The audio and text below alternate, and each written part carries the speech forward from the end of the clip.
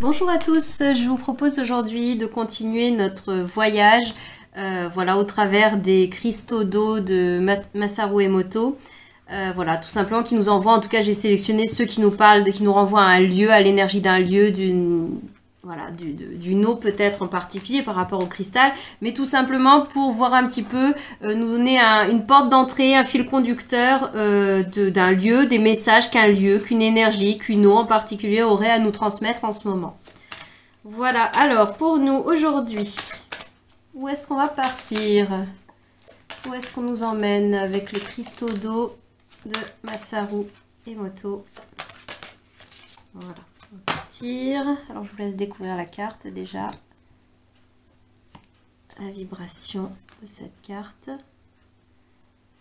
De ce cristal. Alors, où est-ce qu'on part? On part dans la forêt tropicale.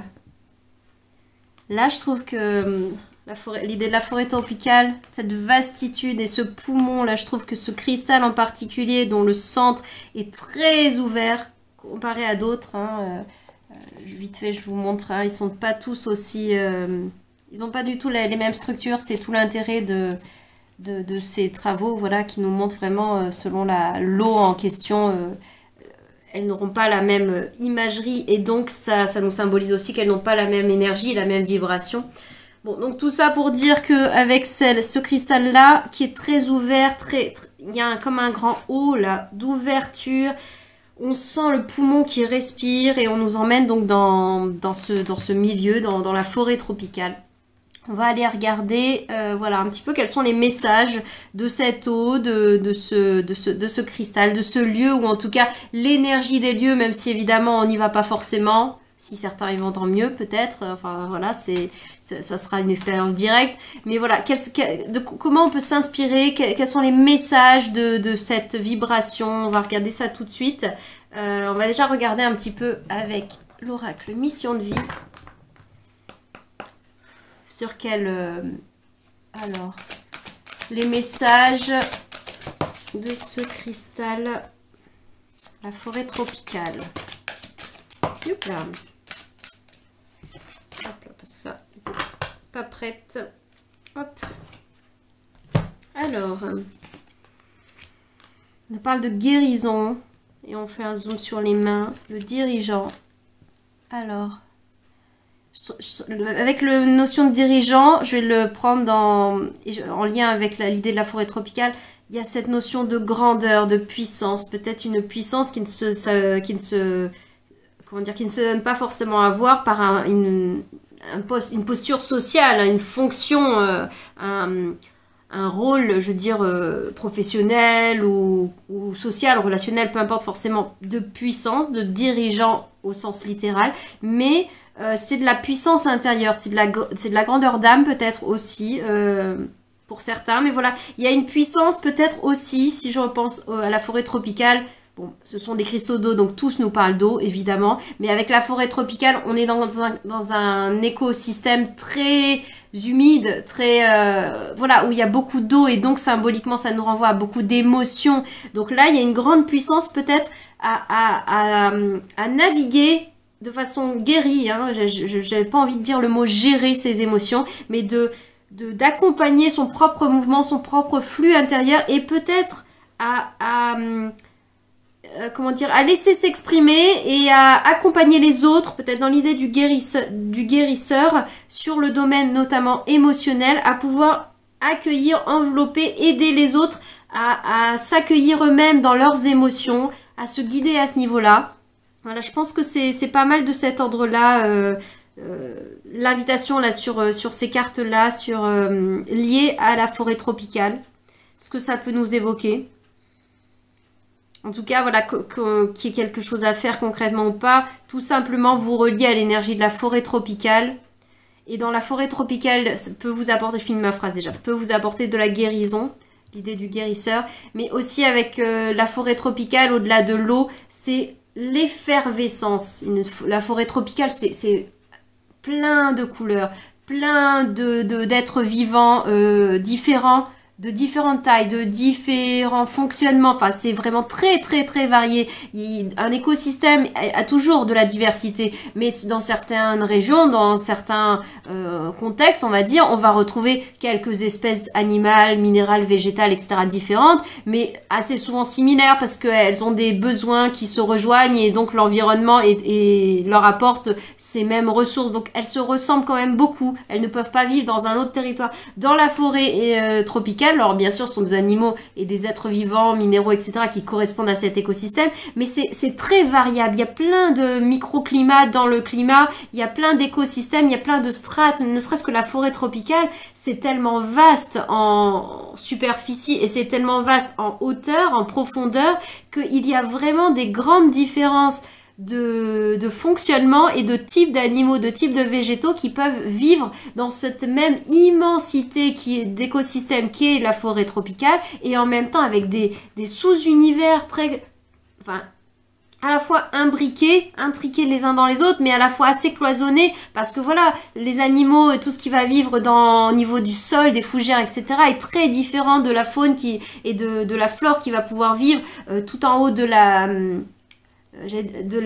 comment on appelle ça, de la canopée, voilà, à la surface des arbres, etc. C'est pas du tout les mêmes êtres qui peuvent vivre les mêmes énergies. Et donc, je vous amène là-dedans juste pour vous pointer la multiplicité, la très très grande variété, la très très grande différence, et là je ramène ça à notre vie plus concrète, plus ordinaire, la très grande diversité qu'il y a dans les êtres, dans les humains, en nous-mêmes. Nous sommes des êtres changeants, des êtres variables, on peut s'adapter à des environnements différents, on peut relationner avec des êtres, avec des besoins différents. Là, le multiple, il est très souligné. Il n'est pas tant question de rester qu'avec ses semblables, de ne faire que la même chose, de ne rester que dans sa zone de connu, de fonctionner à l'identique en permanence.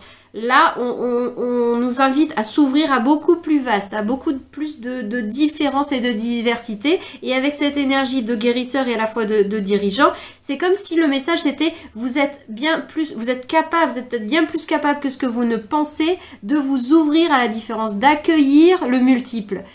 Il n'y a pas que dans vous ne serez pas, comment dire, peut-être vous pouvez dépasser une croyance personnelle de croire que vous êtes à l'aise et vous êtes dans vos sphères de maîtrise et de compétences que dans ce que vous connaissez. Donc voilà, ça paraît très logique d'une certaine façon. Je pense par exemple au niveau professionnel. Évidemment que votre cœur de maîtrise, ce que vous savez déjà faire, vous avez l'expérience, vous avez les compétences et voilà, X expériences qui font que voilà, c'est validé, vous êtes dans votre zone de maîtrise, certes, mais vous êtes capable aussi de beaucoup d'autres choses. Donc, peut-être pas de tout dans l'absolu, mais juste de dépasser cette appréhension, de se dire je suis valable, je suis compétent, je suis à l'aise que dans cette sphère-là.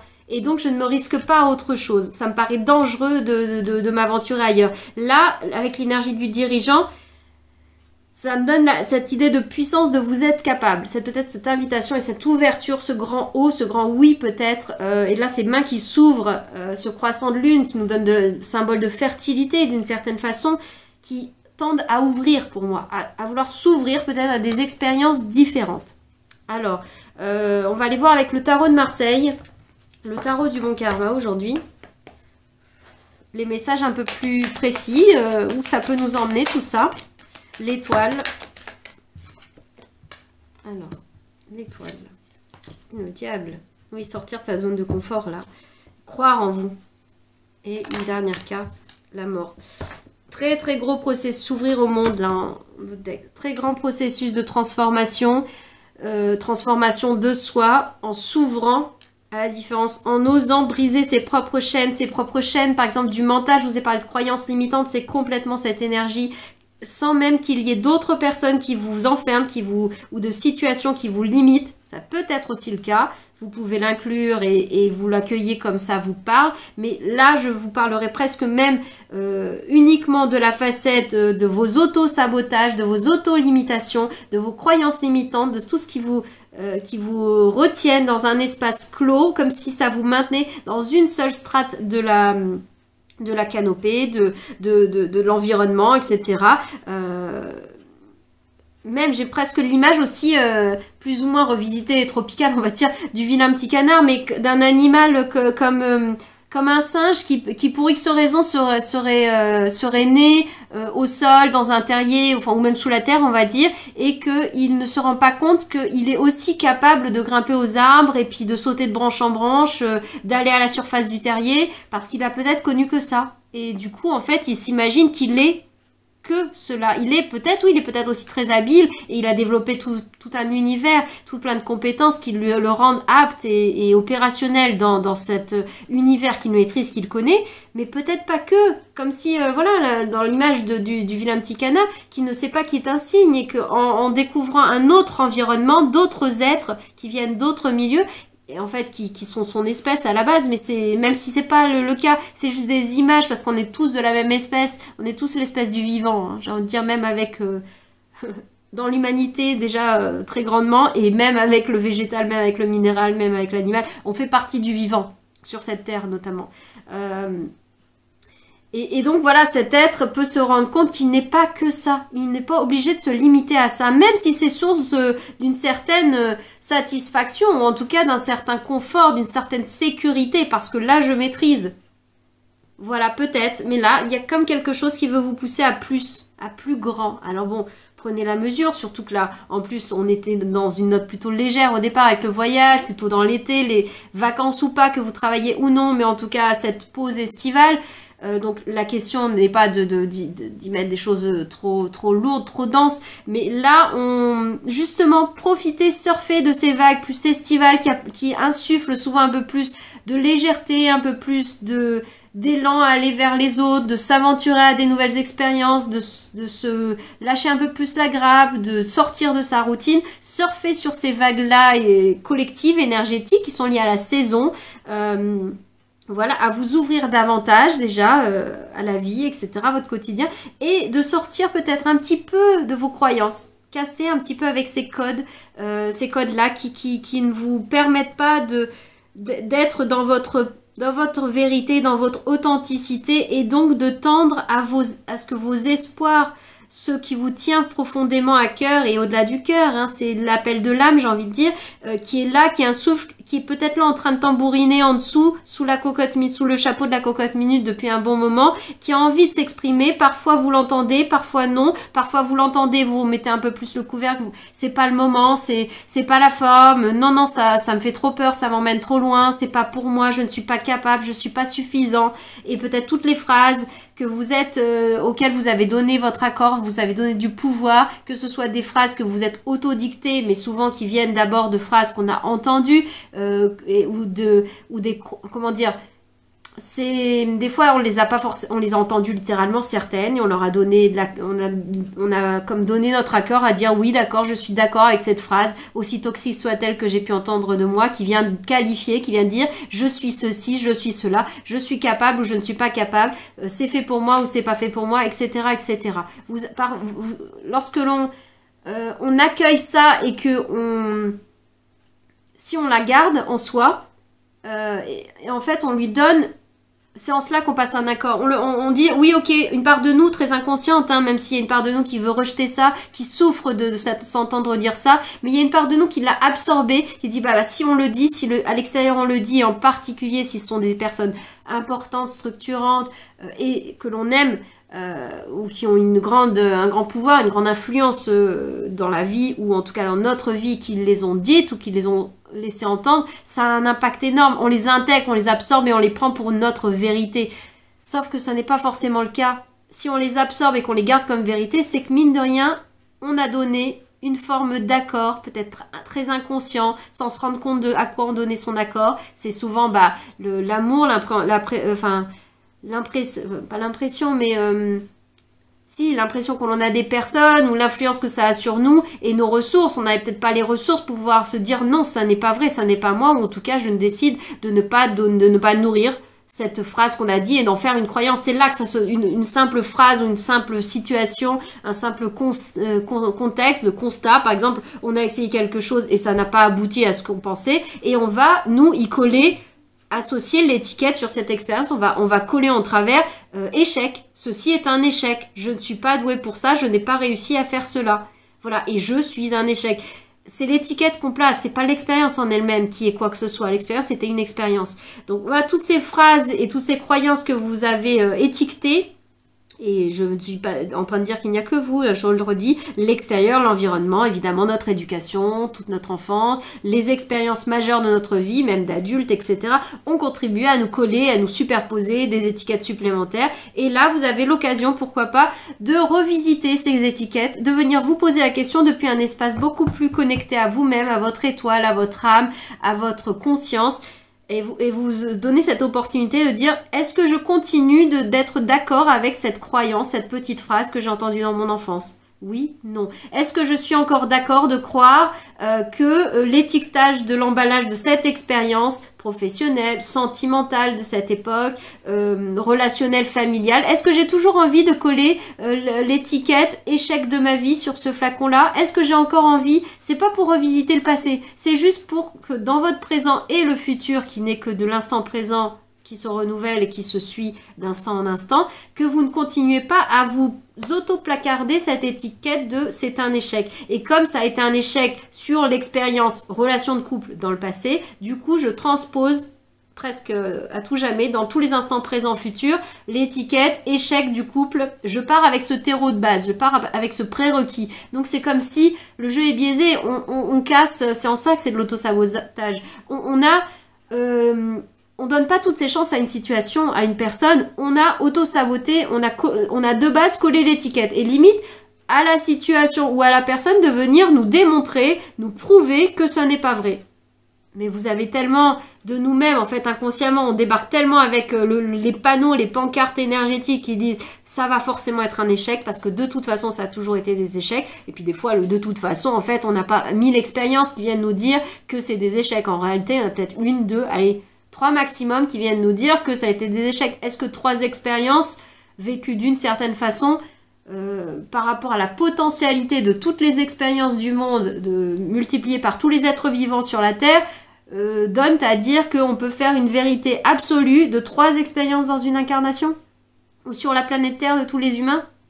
À relativiser. C'est peut-être ça, voilà, qui peut être invité à questionner, à re-questionner en s'ouvrant, voilà, plus vaste aussi. C'est l'invitation, même de votre propre vie. On peut voir la vie on voit la vie tous depuis notre fenêtre. Mais est-ce qu'on peut pas se permettre d'ouvrir cette fenêtre? Et si on envisageait de voir l'expérience depuis éventuellement la fenêtre du voisin, depuis notre propre fenêtre, mais de l'étage supérieur, par exemple. Notre maison, elle est à étage, on vit dans un immeuble, je sais pas, on regarde depuis le rez-de-chaussée, on regarde depuis le premier étage, depuis le 3e étage, c'est pas le même point de vue. On regarde depuis la fenêtre de droite ou la fenêtre de gauche, ça ne va pas donner le même angle de vue, la même perception sur une même situation, présente ou passée. Et donc, ça peut vous aider à changer, basculer votre regard sur vous-même, sur ce qui a été vécu. Et ce changement de regard permet de revisiter les auto-étiquetages qu'on a pu faire. Autrement dit, les croyances, les enfermements que l'on va, consciemment ou non, auto-placer sur nos expériences de vie et qui vont du coup entraver, auto-définir les potentialités futures. Donc si on veut redonner le maximum d'ouverture, on repense à la forêt tropicale, à cette grande ouverture, s'ouvrir à ce multiple, eh bien il pourrait être bon de revisiter les croyances qui restreignent, toutes ces restrictions qui fait que non, on va aller on va aller vivre, on va aller jouer l'expérience que dans ce périmètre, comme si on s'autorisait qu'à aller jouer un tout petit square avec un toboggan, alors qu'en fait, on peut aller jouer dans un beaucoup plus grand terrain de jeu, et qu'en fait, il y a plein de squares dans notre ville, dans notre quartier, et qu'on n'est même pas obligé de se cantonner au toboggan, alors qu'en fait, il y a un tourniquet, il y a la balançoire, il y a tout plein de choses. Et je vous parle au départ, l'image est venue comme ça, mais c'est pas pour rien que je vous parle de l'univers des jeux, de l'enfance. C'est aussi peut-être pour déjà, ça vient peut-être faire écho à votre enfance, hein, d'une part, très fortement. Et l'idée du jeu, de jouer, de s'autoriser cette légèreté peut aider à dépasser des enfermements, des choses très plombantes, très denses, parce qu'elles ont été lourdes, hein, je les minimise pas du tout, mais justement à prendre cette posture plus de jeu et d'enfance peut aider à dédramatiser, à alléger des peines et des blocages, des entraves, à prendre de la hauteur et à vivre les choses sous un autre angle. Ça peut permettre de dépasser des peurs de l'échec, des peurs d'essayer, des peurs d'oser, la peur du rejet, la peur de l'abandon. Quand on prend les choses avec plus de légèreté et de jeu, on retire de l'intensité de je joue ma vie sur cet acte-là. Je joue ma vie sur la prise de décision dans le travail ou m'ouvrir éventuellement à rencontrer une nouvelle personne, laisser cette personne-là me découvrir un petit peu plus. Voilà, on peut en prenant l'image des jeux, des enfants, etc., de cette image de square, on peut gagner en légèreté et donc calmer un petit peu la densité qui nous plaque au sol et nous empêche d'aller tendre à l'étoile, justement. Le diable, symboliquement, on est dans le royaume d'Hadès, donc le dieu des enfers. On peut, c'est loin d'être que ça, tout ça, mais je vous fais un contraste entre l'étoile, où c'est très astral, c'est très léger, ça peut être un peu naïf, entre guillemets, donc il y a un registre enfantin d'une certaine façon, mais avec, je le dis avec beaucoup de valeurs positives, hein, c'est pas une critique, mais bon, voilà, le mot est un peu connoté quand on parle de naïveté, bien sûr, mais il y a quelque chose de très... beaucoup d'espoir, beaucoup de candeur, voilà, c'est peut-être beaucoup plus joli ce mot-là, beaucoup plus d'idéalisme et de croyance dans l'avenir, dans la vie, dans l'humanité, en soi aussi, alors que là, avec le royaume d'Hadès, on va avec le royaume des morts, on descend sous terre, on est coupé de la lumière, donc on est dans quelque chose qui manque de clarté, on est dans quelque chose qui est restreint par définition. Je vous parlais symboliquement de cet animal qui vivrait sous terre et qui ne sait pas qu'il peut encore grimper à l'arbre. Voilà, c'est un peu cette image. L'étoile nous donne l'idée de pouvoir s'élever, de s'ouvrir à plus vaste, de rayonner plus large, avec beaucoup de modestie et de simplicité, hein, parce que l'étoile, elle est traditionnellement illustrée comme une femme qui est nue au bord de la rivière, avec pas d'artifice, avec pas de... il n'y a pas de civilisation. Enfin, c'est vraiment très épuré. Enfin, c'est pour ça qu'on parle de pureté lorsqu'on parle de l'étoile, mais il n'y a rien de religieux, de judéo-chrétien ou de moralisateur dans ce mot pur. C'est épuré dans le sens où il n'y a pas d'artifice, il n'y a pas de restriction, il n'y a pas tous ces amas, ces amalgames, c'est tout ce qui s'ajoute, tout ce qui limite, tout ce qui entrave l'être pur dans le sens de à l'état pur, l'eau pure, une eau de source, une eau pure ou une eau limpide, tropicale, qui tombe du ciel, de ce poumon de la terre, qui à la base est pure. Hein, je vous parle pas d'être passé au travers des strates de pollution, ni même après de l'eau stagnante qui va se retrouver en bas. Je parle à ce moment-là de la goutte d'eau, on va dire. Cette eau pure, en cela on rejoint l'étoile de la pureté, mais donc cette eau qui n'a pas encore été troublée, qui n'a pas été encore... je vais dire un mot un peu fort, mais c'est parce qu'il y a le diable perverti, mais perverti des fois par nous-mêmes. Je vous reparle des accords qu'on a nous-mêmes validés. Ils viennent des fois de l'extérieur, mais on a tamponné, on a dit oui, d'accord, j'accepte de croire ça de moi, de ce que tu as dit de moi, et du coup, je le prends pour acquis. Et il y a une voix dans ma tête maintenant qui me dit que je suis pas suffisamment comme ça, pas suffisamment comme ça, trop ceci, trop cela, incapable pour ci ou incapable pour ça. Voilà. Et ça entrave, c'est en ça que c'est des impuretés, c'est en ça que ce sont des toxiques, des toxines au sens du corps, hein, qu'il y a des choses en plus, et quand on se détoxine, c'est juste retirer les choses du corps, retirer ces toxines, ces choses qui n'ont plus leur place, qui ne sont plus bénéfiques. Peut-être qu'elles ont à un moment donné un aliment à véhiculer son lot de choses nutritionnelles pour l'organisme, d'accord, mais au passage, il a laissé entre guillemets, des déchets, enfin, ils sont des déchets pour l'organisme parce que l'organisme n'en a pas besoin, d'autres organismes, d'autres êtres vivants, peut-être, en ont besoin, à l'image des arbres, hein. Nous, je veux dire, ils produisent de l'oxygène, on recrache le dioxyde de carbone, et c'est comme si eux, c'était leur... ils respirent, voilà, vous connaissez le système. Je vais pas m'improviser prof d'SVT ou quoi que ce soit, on connaît tous cette danse. Voilà, ce qui ne nous est pas utile à nous est la source nourricière pour d'autres, mais toujours est-il qu'à un moment donné, si ce qu'on a absorbé, parmi ce qu'on a absorbé, il y a eu des choses qui nous ont construites, qui nous ont été bénéfiques, nourricières, ou... comment dire, à l'image de la respiration vitale, voilà, pour nous apporter l'oxygène.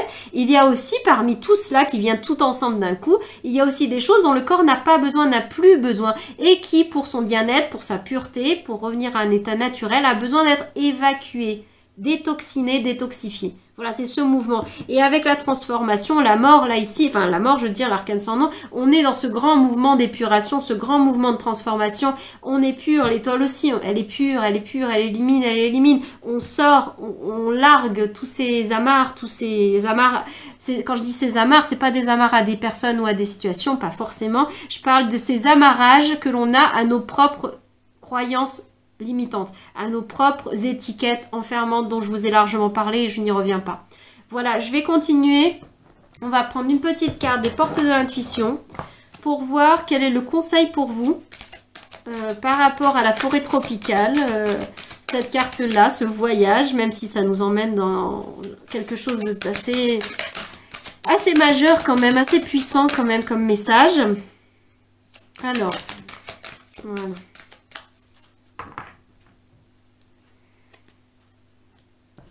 Ouais, en dos, on a le but, hein, gardez à l'esprit la vision de ce que vous voulez vraiment dans la vie. C'est en cela qu'il y a quelque chose de majeur. Et on a un arbre, hein, une passerelle. Hein, d'ailleurs, on est un peu dans l'univers aventurier, alors tropical ou pas, je sais pas. Mais voilà, on est à une certaine hauteur de la canopée. Pas forcément au sol, pas forcément tout en haut de l'arbre, puisque là, il y a encore un arbre plus haut. Mais voilà, gardez à l'esprit ce but. Parce que voilà, ce tirage, peut-être qu'il prend un peu plus de densité, malgré le fait qu'on était sur une phase un peu de voyage, de légèreté, mais ça peut nous emmener à un voyage assez profond, assez puissant, parce que c'est peut-être le moment pour vous, ou en tout cas sur une certaine facette de votre vie, il y a des choses qui peuvent être libérées, déchargées en ce moment, voilà. Et le conseil alors des portes de l'intuition pour vous, pour nous, c'est la place, et on retrouve un arbre, hein. On a tout le registre des arbres, de la forêt, de la respiration qui est puissamment là. Et avec la respiration, l'air que l'on inspire et ce que l'on expire, il y a vraiment ce mouvement du dedans, dehors, ce que je laisse entrer en moi, ce que je laisse repartir. Et c'est important le mouvement d'expiration. C'est ce que on est d'accord, on donne notre accord pour le libérer, le rejeter, entre guillemets, le rejeter dans l'expire, dans le mouvement à l'extérieur, parce qu'on n'en a plus besoin. On a eu besoin de prendre en inspire, mais on n'a pas, le corps humain ne peut pas rester bloqué, soit on inspire, soit on expire. On ne peut pas rester bloqué même dans l'entre-deux, dont on retient indéfiniment et on ne veut pas relâcher de l'air.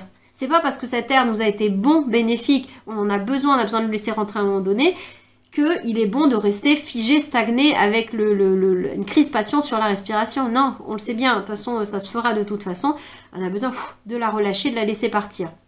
Et on a besoin, voilà, de se laisser inspirer, de se laisser pénétrer, c'est le mot, pénétrer l'air à l'intérieur pour renouveler, recycler l'oxygène. Ça ne peut pas rester figé, ça peut pas rester un seul mouvement d'inspire et on bloque, ou un seul mouvement d'expire et on bloque. C'est en permanence, d'ailleurs ça se fait malgré nous, c'est le système autonome qui gère ça au niveau du corps. On inspire, on inspire, on expire, on inspire, on expire. C'est le mouvement de la vie. Donc voilà, il y a des décristallisations qui seraient bonnes à faire pour vous en ce moment. Voilà, les arbres nous rappellent pas mal ça. Et ici, la place, qu'est-ce qu'elle nous dit de plus? Dès que vous êtes à votre juste place, vous éprouvez un profond sentiment de paix intérieure. Là, voilà, peut-être que en particulier l'arbre, les racines, ça peut nous renvoyer déjà beaucoup à vos racines. Donc, comment vous êtes construit, quelles sont vos bases, vos fondations. Évidemment, ça induit, et pas que votre enfance, votre éducation, ça peut induire du transgénérationnel, ça peut parler de la famille, bien évidemment, mais pas que. Toutes nos bases, toutes nos racines, elles ne viennent pas que de notre famille à un moment donné. Voilà, à moins d'avoir 12 ans, peut-être que là c'est beaucoup le cas, et encore, il y a d'autres éléments malgré tout. Mais dans notre vie d'adulte, on va aussi créer des racines, ce sur quoi nos bases, comme les fondations d'une maison, on a construit avec des pierres, et on est à un certain moment de notre construction, de notre édifice nous-mêmes, voilà, comme si on était nous-mêmes une maison que l'on auto-construit en permanence dans la vie. Les bases, les fondations ne sont pas que issues de notre petite enfance. Et elles ne sont pas non plus que nos vies antérieures, elles ne sont pas non plus que le transgénérationnel, elles ne sont pas que la famille, elles sont... Des briques font partie de ça, des briques font partie de ce que j'ai évoqué, et il y aura aussi les briques de la vie d'adulte, comment vous avez construit les choses. Et dans tout ça, je vous rappelle, l'idée des accords dont je vous parle depuis tout à l'heure, à chaque pierre, c'est quand même vous le maçon, je veux dire, de cette architecture. Donc, on vous présente des pierres. Peut-être que ces pierres-là, elles sont d'une certaine façon, d'une certaine couleur. Elles vous ont été utiles ou pas à des moments, peu importe. Mais vous avez accepté de dire, oui, je prends la pierre et je vais construire ma maison avec. Là, vous pouvez revisiter les choses. Voyez quelle pierre vous acceptez de continuer à maintenir dans les bases de ce qui crée votre identité, qui vous êtes et vos énergies. Voilà, vous avez le droit, vous avez la possibilité, vous êtes le maçon, hein, vous avez le droit d'aller choisir d'autres pierres. Vous avez le droit de déconstruire légèrement votre édifice pour retirer les pierres qui ne vous conviennent plus, qui ne sont plus bénéfiques pour vous, à l'image de l'expire. Les choses que vous avez besoin d'expirer, de libérer. Elles n'ont plus à être à l'intérieur, elles ont besoin d'aller à l'extérieur. Et d'autres choses, une nouvelle ère, de nouvelles aides, de nouvelles situations. Tout ce mouvement de transformation, c'est la mort et la renaissance, c'est le phénix. Tout ce mouvement ne peut se faire que si on accepte de finir, de laisser partir. Symboliquement, c'est qu'on accepte l'expire, de laisser partir, de laisser sortir de nous. Et ne pourra re-rentrer du nouveau, du neuf, du un, de la nouveauté, de la renaissance, de la régénération du corps, que si on a évacué ce qui avait besoin d'être évacué. Et ça contribuera à vous réaligner, à vous sentir ensuite à votre juste place, mais juste place dans le sens, c'est à votre édifice, tu vois, je reprends cette image de la construction, de vos racines, vous sentirez à votre place parce que vous aurez redéfini les pourtours et chaque pierre de qui vous êtes. Et ça ne veut pas dire de tous les jeter, le passé est le passé, et il est là. Par contre, vous pouvez changer votre regard sur la brique passée avec un tel, de la brique passée enfance à tel moment, de la brique expérience professionnelle numéro tant, de la brique relation sentimentale machin, de cette situation de crise à tel niveau, etc. Elles sont passées et elles ont été ce qu'elles ont été. Ça, on ne va pas le revisiter. On ne va pas changer les faits. Par contre, vous pouvez changer votre perception, votre vision et tout votre état émotionnel et énergétique en lien à cette expérience du passé. Et en changeant ces choses-là, vous changez toute votre énergie vis-à-vis de ça et donc vous changez votre vibration au présent vis-à-vis de ce qui est arrivé dans le passé. Vous ne changez pas le passé, vous changez votre perception du passé. Et c'est là qu'on parle puissamment de ce principe de résilience. La résilience, c'est retrouver une construction, retrouver une croissance, une évolution cohérente dans la vie après un choc, une rupture, une brisure. Et ça, là, on parle de quelque chose d'assez fort, mais on peut avoir ces résiliences à partir de notre passé. Hein. Ça n'a pas besoin d'être un grand choc, une grande coupure de vie pour pouvoir se relier au processus de résilience face à des petits éléments, des petites cassures, des petits intrants dans nos vies. Voilà, on s'est construit avec ça et on peut sur chacune de ces choses-là gagner en résilience. Mais parce que on a transformé, on a guéri, on a changé le regard sur la situation, on a accueilli ce qui avait besoin d'être accueilli, on a libéré ce qui avait besoin d'être libéré et on a transmuté à l'intérieur de notre laboratoire intérieur que nous sommes des alchimistes, nous transformons notre matière première, c'est nous-mêmes, c'est nos énergies, c'est nos émotions, c'est l'identification à notre passé, c'est les situations qui se sont présentées à nous et de cela, de cette matière première, on peut transformer le plomb en or. Et c'est ça la résilience. On peut transformer les choses. On peut transformer notre vision des choses. On ne va pas, à l'image d'une cicatrice. La cicatrice, elle est là, elle nous montre que le passé est le passé et qu'elle a eu lieu. On va pas changer la cicatrice en elle-même, mais on va pouvoir faciliter la guérison. On va pouvoir faire en sorte que la cicatrice ne soit plus réactive, qu'elle ne nous fasse plus mal quand elle est effleurée, quand des situations autres viennent réactiver la zone blessée, la zone irritée, la zone peut-être encore infectée à certains moments. Voilà, et c'est ça le processus de guérison. D'ailleurs, on nous en parle, hein. On est là, le guérisseur. Peut-être que c'est pour certains une autre version de voir le dirigeant. Pour certains, ça va être des guérisons face à des personnes d'autorité. Peut-être des personnes qui ont été, si je mets dirigeant aussi, et le diable en phase, hein, qui ont pris un ascendant sur vous, ou qui ont imposé des choses, qui vous ont brimé, qui vous ont limité, système bourreau, victime, sauveur, etc. On a des situations toxiques hein, qui laissent leurs traces, qui laissent leurs blessures. Mais ne doutez pas du fait que vous avez, vous, un grand pouvoir. Vous, le dirigeant, vous avez aussi cette puissance de dirigeant sur vous-même pour pouvoir vous auto-guérir en acceptant d'aller regarder à l'intérieur, en acceptant de laisser mourir, de laisser partir ce qui a besoin de l'être, de lâcher l'expire pour que vous puissiez à nouveau vous recharger en inspire, en oxygène. Et là découlera cet état d'être où on se sent à sa juste place. Voilà pour ce tirage. On va juste terminer sur une petite note, on va dire douce, peut-être, comment dire, plus acidulée à l'image de l'été, avec ces cartes au petit bonheur en complément, mais qui vont certainement être en continuité, en cohérence avec l'ensemble du tirage. Il n'est pas déconnecté. Alors, de quoi on nous parle? Ah non, là, il y a trop de cartes d'un coup. Ça ne va pas. Alors, la forêt tropicale.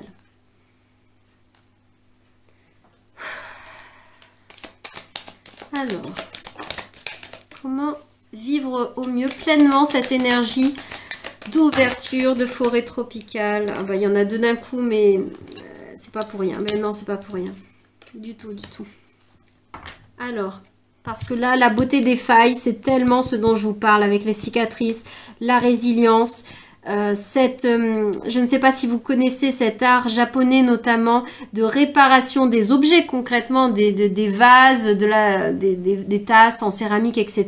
De réparation d'un objet brisé avec du liquide fait à base de poudre de paillettes d'or. Donc ça devient un liant, un mortier en quelque sorte qui est ultra solide et donc qui est aussi de couleur d'or, donc qui déploie sa couleur d'or, qui fait que d'une certaine façon que la réparation est on ne peut plus visible, mais ça rend l'objet d'autant plus magnifique.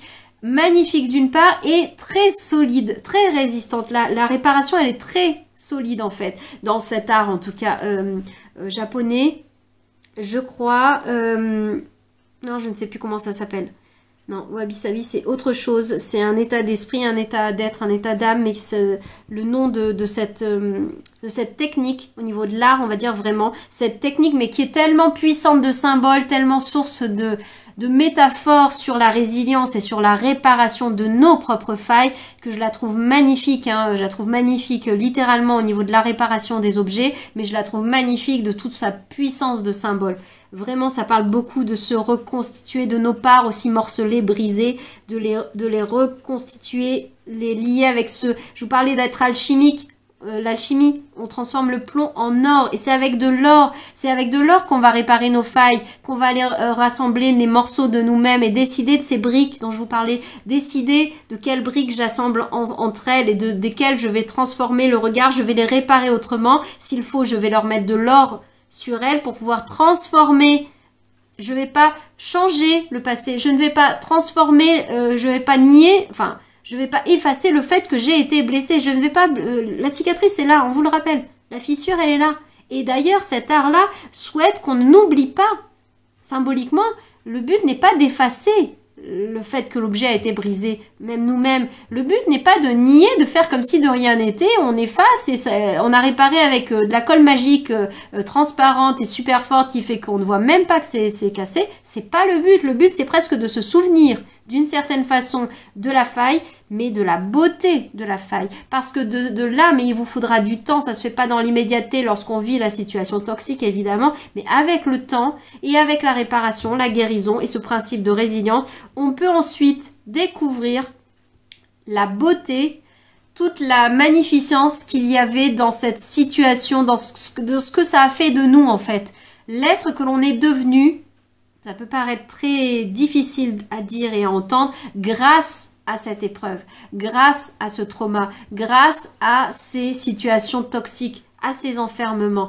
ils ont bien sûr créé des blessures, des cicatrices, des traces, des choses très dures, beaucoup de non-dits, beaucoup, je pense, d'humiliation peut-être, par la parole, la voix, c'est très présent. Et d'ailleurs, j'ai ma propre voix qui s'éraille un petit peu.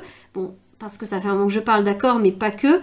Mais enfin, ces paroles brimées, réprimées, les moments où vous n'avez pas été entendu, ou vous-même, vous ne vous êtes pas écouté. Et regardez, c'est vraiment, j'allais dire, drôle. Drôle, c'est le mot que je dis limite pour souligner la cohérence, en fait. Ça n'a rien de drôle, littéralement. Mais c'est un petit diable. C'est un diablotin. C'est même le bourreau à l'intérieur de vous-même qui est bâillonné. Vous êtes bâillonné l'être blessé, vous avez bâillonné la victime, vous avez bâillonné peut-être le sauveur en vous, vous avez bâillonné le diable en vous. Tout. Enfin, je vous accuse de rien, je veux dire, ça fait partie de nous tous.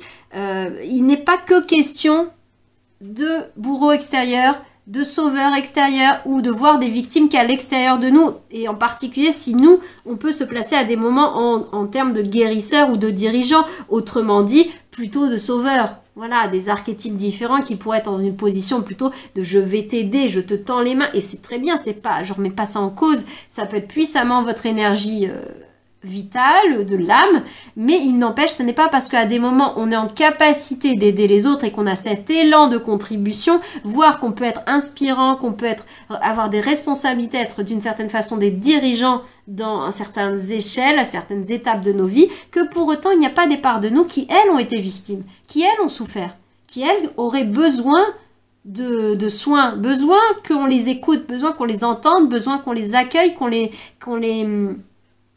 les aide à se réparer peut-être. L'un n'exclut pas l'autre. Hein. On n'a pas à être totalement fort ou totalement victime. C'est aussi de ça c'est ce genre de croyance, hein, de dire ah bah non, je ne peux pas être une victime, c'est pas possible. Ce mot-là, il peut pas être pour moi. Ça, c'est de la fuite en avant, c'est du déni. C'est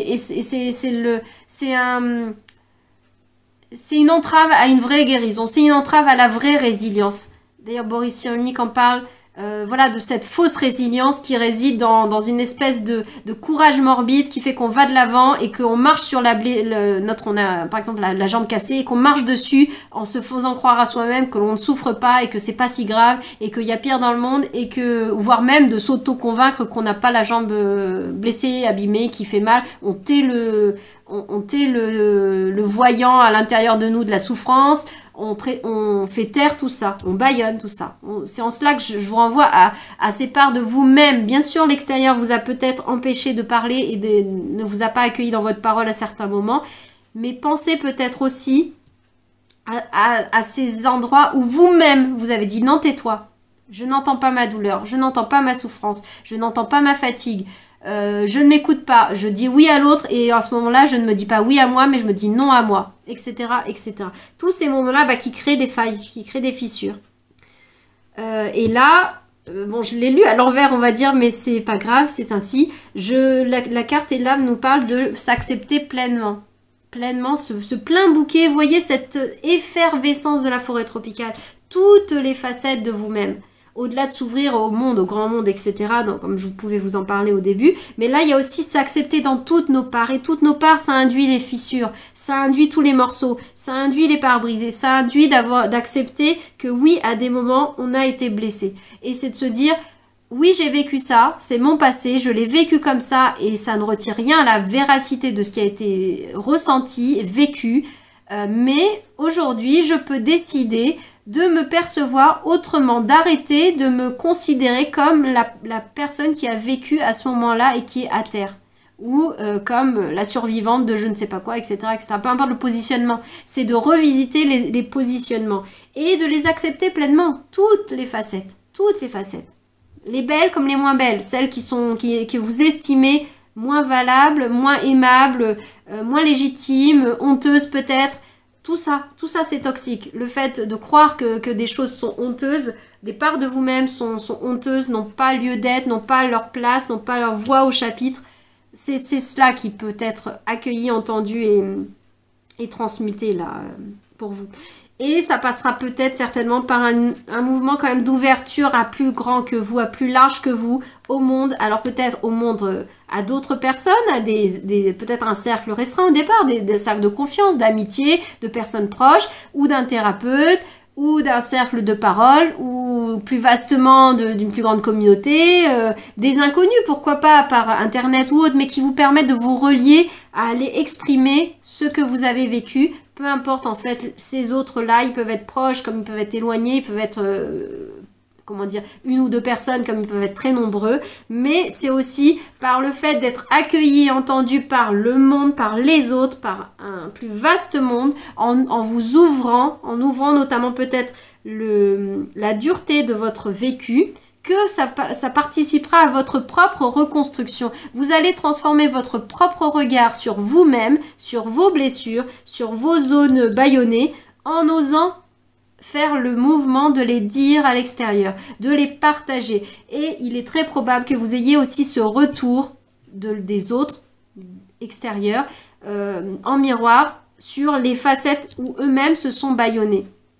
Et voilà, c'est en cela que vous êtes aussi, ça fait partie de cette, si on peut pas, parce que cet oracle s'appelle quand même mission de vie, ça peut être aussi une partie de votre mission de vie. Si ça vous est arrivé, ça n'est peut-être pas... c'est peut-être très bizarre de dire ça pour rien. C'est pas que... si ça vous est arrivé, ça vous est arrivé. Et après peut-être que une fois que vous avez fait votre guérison à vous, et ça peut être en même temps d'ailleurs, que vous l'exprimez au monde. Ça peut aussi contribuer. Et en cela, vous pouvez devenir, lorsque vous êtes vous-même réparé et guéri, que vous acceptez que vous aimez pleinement, devenir encore plus puissamment guérisseur et aidant sur ce même registre-là. Je vous avais parlé d'accompagner sur les émotions, peut-être la libération de la parole, voilà, ce mouvement-là, et être une forme de dirigeant, mais dans le sens une figure de référence. Vous représentez, vous incarnez, vous donnez à voir au monde une expérimentation, un cheminement dans des chemins, dans des sentiers assez difficiles. Je vous parlais du cheminement d'Hadès, hein. On peut parler du parcours de Perséphone au niveau de la mythologie, qui allait rencontrer le royaume d'Hadès, et d'une certaine façon, c'est une initiation, mais ça, on peut le voir, on peut voir la beauté de la faille, la beauté de l'épreuve qu'elle a traversée, que lorsque, avec du temps, et lorsqu'on a pacifié les blessures, on peut voir aussi je repense à l'image alchimique, tout l'or qui est sorti, tout le matériau noble qui est ressorti de ce travail alchimique où on a épuré, on a transformé le plomb, on l'a retiré toutes ces impuretés pour ça devienne de l'or. Et dans la même expérience, transformer le plomb en or, on parle de transformer. Ça induit ça vient bien dire qu'on ne jette pas tout à l'extérieur et on ne fait pas rentrer des choses qui sont différentes. On parle de transformation, on parle de transmutation. Ça veut dire qu'on prend cette matière, cette carte, et on va la transformer en autre chose. Mais cette autre chose, il est fait à partir de la même matière première, pas d'une autre matière première. Avec la même matière première. On parle de transformation. Voilà, ça paraît évident, mais j'insiste pour que vous intégriez bien, puissamment, le fait que c'est pas juste je passe à autre chose, je tourne une page et on repart totalement de zéro avec toute autre matière première. Non, en particulier sur cette invitation, sur ce qui peut déjà être vibrant chez vous de guérisseur ou de dirigeant, ce côté leadership un petit peu d'une certaine façon, ou en tout cas une fonction... Peu importe la hauteur, en fait, avec beaucoup de modestie et de simplicité, d'authenticité, comme nous le rappelle l'étoile, il y a cette fonction de donner à voir et de pouvoir être aidant, d'être accompagnant, d'être inspirant pour autrui, pour des personnes qui peut-être traversent actuellement ou ont traversé également des situations similaires aux vôtres, même si elles sont toutes uniques, hein, bien sûr, hein, chaque expérience est unique, mais vous pouvez aider à la guérison et à ce sentiment d'être entendu, d'être accueilli, d'être accepté dans l'état émotionnel dans lequel la personne est à l'instant T. C'est comme si vous donniez un accord, un feu vert, un grand oui à dire aux autres. Il est possible de vivre ça. Tu as le droit de le vivre, tu as le droit de le dire, tu as le droit de le ressentir, tu as le droit de le déposer ici. Et ça ne veut pas dire que ça va t'enfermer à vie. Tu as le droit de dire je vis pleinement ça actuellement. Il n'y a pas besoin de venir tout de suite dire oui mais non, oui mais machin, et puis faut voir les choses autrement, etc. Tu as le droit de le vivre pleinement dans le creux de la vague, d'être puissamment dans ton émotion.